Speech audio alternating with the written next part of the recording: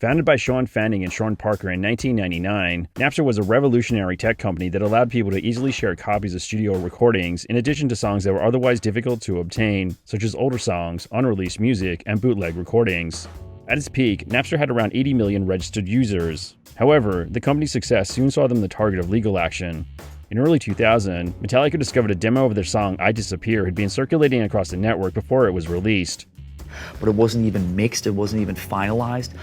The song had been played on multiple radio stations across America, which alerted the band to not only the fact that the song had been stolen, but that their entire back catalog of studio albums was also available on Napster. In March 2000, Metallica filed a lawsuit against the company, claiming that Napster offered a safe haven for users to illegally trade music files, which would have been an infringement of copyright.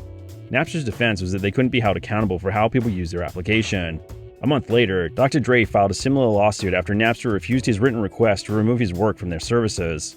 Later, Metallica and Dr. Dre separately delivered to Napster thousands of usernames of people who they believed were pirating their songs. Despite Napster's bitter legal disputes with both record labels and bands, they did have some support within the music industry.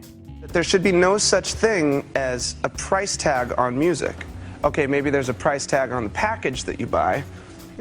However, like the legality of the company itself, some of that support manifested itself into unpredictable and complicated ways.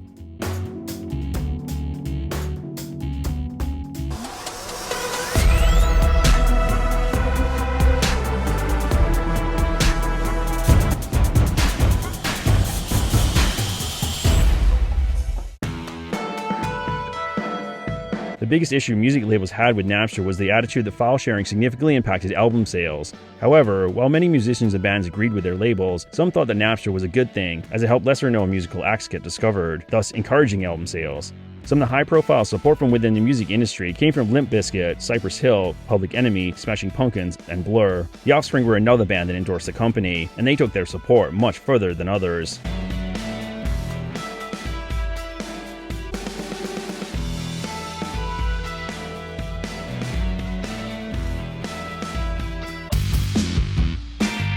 In June 2000, to show their support for Napster, the Offspring began selling a variety of saved Napster merchandise, including t-shirts, stickers, and hats, on their official website. Given the band's extensive history of pranks, it was first assumed that this merchandise was satirical, and that they were selling it with the intention of getting sued by Napster in order to highlight their hypocrisy.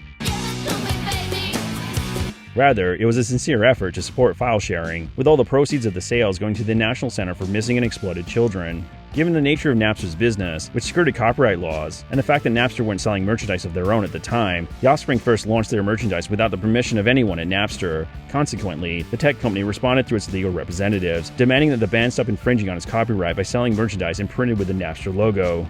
Although the Offspring never intended their merchandise to be anything but sincere support, they unintentionally put Napster in an awkward position where the company was essentially forced to threaten the band with legal action.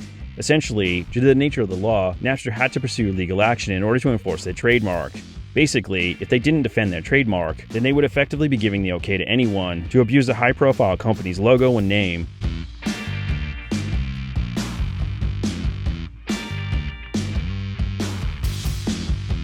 Adding to the irony and absurdity of the situation, at the time, the Offspring were one of the most popular bands pirated via the internet, meaning Napster were forced to send a cease and desist order to one of their biggest supporters, who also generated the most traffic for their business. Fortunately for Napster, soon after the release of the merchandise, they and the Offspring were able to work things out through their legal representatives, which saw them agree to work together to produce an expanded line of Napster merchandise for charity. Unfortunately, despite the Offspring and others' support, the company eventually folded. The judge in this case says Napster encourages wholesale infringing against the recording industry's copyrights. In March 2001, Napster settled their lawsuit with Metallica and Dr. Dre after the company was shut down due to separate lawsuits from multiple major record labels. Ultimately, Napster closed down its services in July 2001. Later, in 2002, the company announced that it was bankrupt and sold its assets to a third party. If nothing else, at least the company was able to avoid yet another awkward lawsuit, where they would have had to argue that misusing a trademark is bad, but free distribution of copyrighted music was somehow okay. All simply because one of the biggest file-sharing advocates, in an attempt to support the company, had unwittingly put them in an awkward legal situation, at the worst moment in the company's history, by accidentally pranking them with the completely unironic Save Napster merchandise. Who's a jackass now, jackass?